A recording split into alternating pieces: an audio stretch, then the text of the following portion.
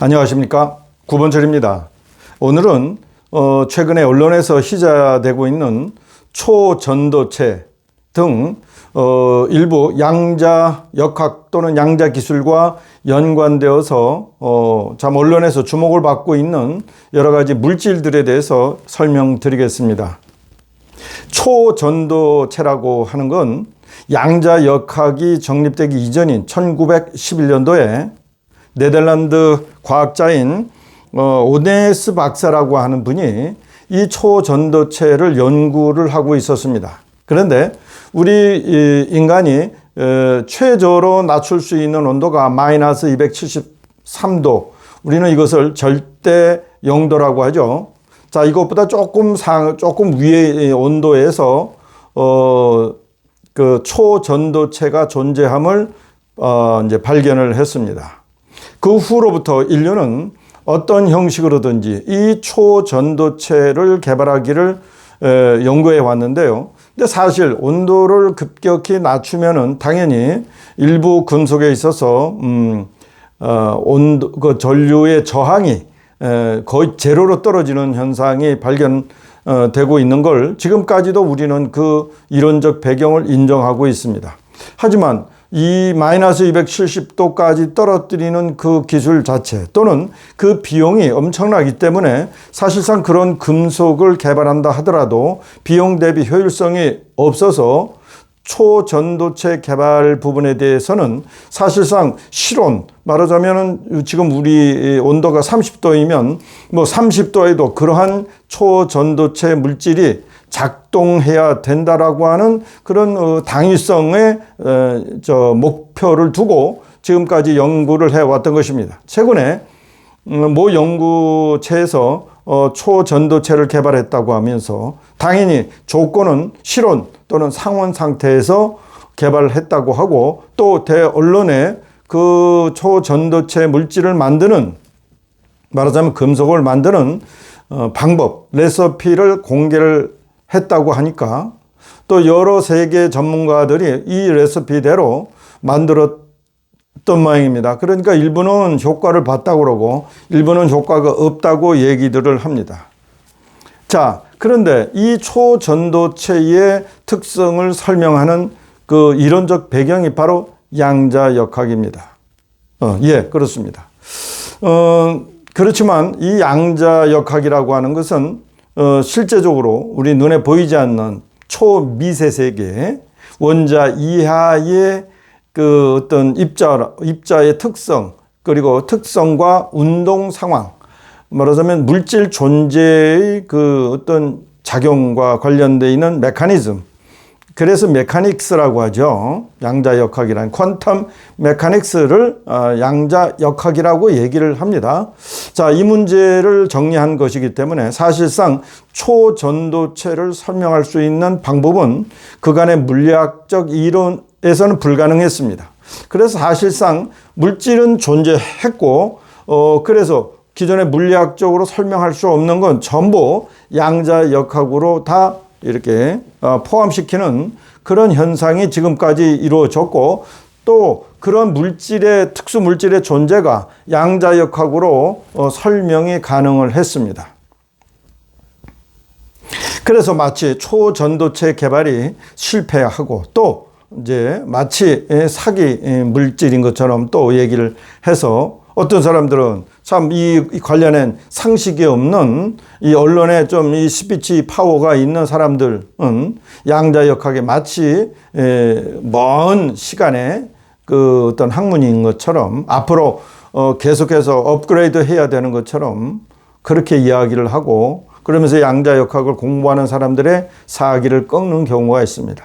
그러나 양자역학은 이미 셋업이 되어 있고 정리가 잘 되어 있으며 또 모든 학문의 기초고 모든 물질을 연구하는 데 기반이 되는 물리학적 이론입니다. 근데 사실 물리학적 이론이라고 하지만 원자 이하의 그 어떤 입자들이나 그 특성들 이것들을 연구를 하다 보니까 사실은 이 생물학이나 화학 이 부분의 영역까지도 모두 포괄하는 학문이 될 수밖에 없는 것입니다. 그래서 그동안에 우리가 대학교 시절에 보면은 고분자, 화학, 이런 학문도 있었는데 이미 고분자의 역할조차도 파동성을 증명을 한 것이 작년에 노벨 물리학상을 받은 차일링거 박사 같은 분은 이미 그걸 증명했죠. 버케이볼이라고 하는 원자 60개를 묶은 일반 분자보다도 큰 덩어리를 이런 말하자면 이중 슬릿 실험을 통해서 이것 역시 파동성을 보여주고 있음을 확인해 가지고 참 세상을 놀랍게 한 적이 있습니다. 차일링거 박사가 그런 차원에서 그런 실험을 통해서 노벨 물리학상을 받은 것이죠. 자, 오늘은 또 한 가지 제가 원자력이라고 하는 이제 그 단어를 제가 전문가들에게 또 확인을 했죠. 원자력이라고 하면 아토믹 에너지라고 하고 또는 뉴클리어 에너지라고 얘기를 합니다. 여기서 원자력이라고 하면 말 그대로 아토믹 파워가 되든가 아토믹 포스가 되어야 되겠죠. 물리학적으로 쓰는 용어는 포스가 됩니다. 파워는 주로 이제 전기력, 와트수로 표현할 때 힘을 표현할 때 력자를 쓰는 거지 또는 force나 자연계에 존재하는 어떤 힘이나 그리고 에너지를 표현할 때는 force, F-O-R-C-E 이 단어를 쓰지 않습니다. 그런데 이상하게도 원자력 그러면은 에너지 아토믹 포스가 아니고 또는 뉴클리어 포스가 아니고 애토믹 에너지 또는 뉴클리어 에너지라고 표현을 합니다. 그렇다면 아토믹 에너지 또는 뉴클리어 에너지는 원자 에너지 또는 핵 에너지 이렇게 우리가 표현을 하면 되겠죠. 그런데 우리가 아시다시피 원자 이하, 즉 원자를 포함해서 전자 그리고 그 안에 들어간 양성자, 중성자 그리고 쿼크, 양성자, 중성자를 또 구성하는 또 초미립 자를 우리가 증명을 했지 않습니까? 그걸 쿼크라고. 자, 이런 것들은 전부 양자 규칙을 따릅니다. 그래서 이런 것들을 전부 양자라고 하죠. 빛은 또 어떻습니까? 빛은 질량을 갖고 있지는 않은데 힘을 가지고 있고 에너지를 가지고 있습니다. 이제 말하자면 그 아인슈타인의 유명한 그 공식이 있지 않습니까? E = mc 제곱.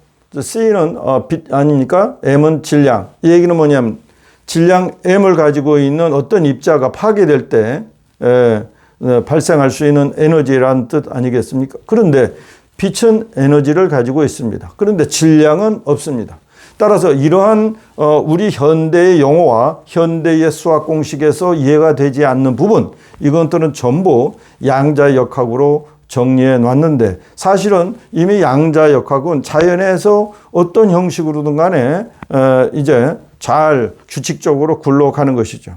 말하자면 이 자연을 창조한 신은 그렇게 무질서하게 그냥 알아서 자동적으로 흘러가게끔 만들어 놓은 게 아니라 처음서부터 끝까지 이 자연의 질서가 그 원칙대로 굴러갈 수 있는 정보를 이미 심어 놓은 거죠. 그래서 우리 인간은 DNA라고 하는 유전자 정보에 따라서 생김새나 또는 성격이나 이런 게 대대손손 이어지는 거 아니겠습니까? 결국은 그 DNA조차도 분자 구조, 즉 그 분자 구조 안에 있는 원자 구조, 또 원자 구조 안에 있는 그 원소와 그 전자들 간에 어떤 그 결합되어 있는 파동의 정보, 자 이런 것들이 대대손손 이어지는 거 아니겠습니까? 이게 유전자 정보라고 우리가 보는 거죠. 자, 이제 제가 여러분에게 이제 9월 달서부터 방송이 이루어지는 STN 스포츠 채널입니다.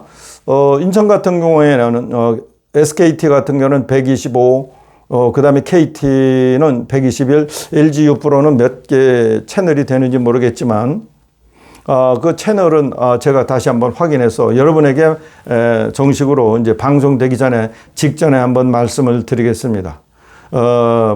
스포츠 채널 STN에서 제가 매주 30분 정도 이제 양자 기술에 대한 강의를 진행할 겁니다. 근데 이제 양자기술 강의에서 이런 구체적인 단어나 이런 것들은 제가 설명할 시간은 거의 없기 때문에 만일에 그 채널을 보더라도 궁금한 사항에 있어서는 저희 유튜브 채널을 활용하시면 되겠습니다. 자, 그동안에 아무 맥락 없이 사용했던 원자력, 이것은 원자 에너지라고 할 수 있는 거고, 원자나 또는 핵은 핵 에너지, 저희 말해서 뉴클리어 에너지는 이 핵이라고 하는 것은 중성자, 양성자가 결합되어 있는 부분이 있고, 이 부분에서 그 결합된 힘을 우리는 뭐라고 그러죠? 자연계에 존재하는 힘 중에서 가장 큰 강력 이라고 얘기를 합니다. strong force라고 얘기를 해요.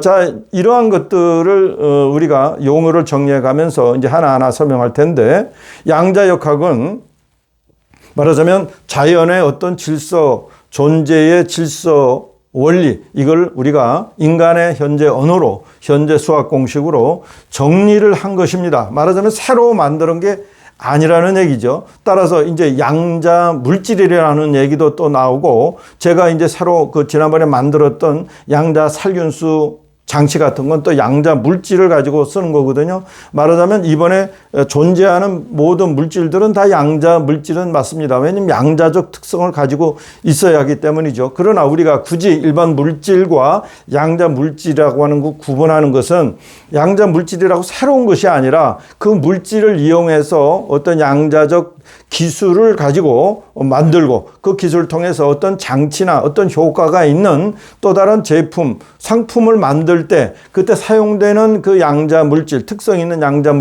어떤 물질을 우리는 양자 물질이다, 이렇게 이제 표현을 합니다.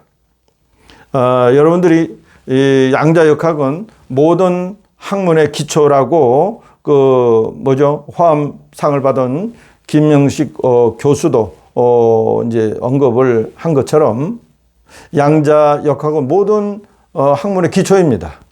말하자면 이 자연에 존재했던 모든 학문, 그 원리를 설명했던 학문들, 고전 물리학, 그 다음에 기존에 우리가 뭘 배웠던 생물학, 화학, 이것도 전부 그 내부를 들여다봤더니 전부 양자역학의 원리로 돌아가더라는 얘기죠. 그럼에도 그거에다가 또 한술 더 떠서 저는 정보통신가 입장에서 이 정보의 흐름, 또는 이 자연의 질서의 기본 원리, 이것은 누군가 주어진 정보, 기초 정보에 의해서 흘러간다. 그래서 우리가 인간은 DNA를 유전자 정보라고 얘기하지 않습니까? 따라서 이 생명체가 후세로 계속 이어지는 거, 당연히 인간뿐만 아니라 식물도 DNA 정보가 있는 것이죠. 자, 이처럼 현재 인간의 언어로 조금 이해하기 힘든 단어들이 계속 나오지만 그때그때 제가 하나하나 설명해 드리도록 하겠습니다. 오늘은 초전도체에 대하여, 또 이제 원자력이 아니라 양자 에너지라고 하는 말로 새로운 용어를 제가 여러분들에게 설명드렸습니다. 감사합니다.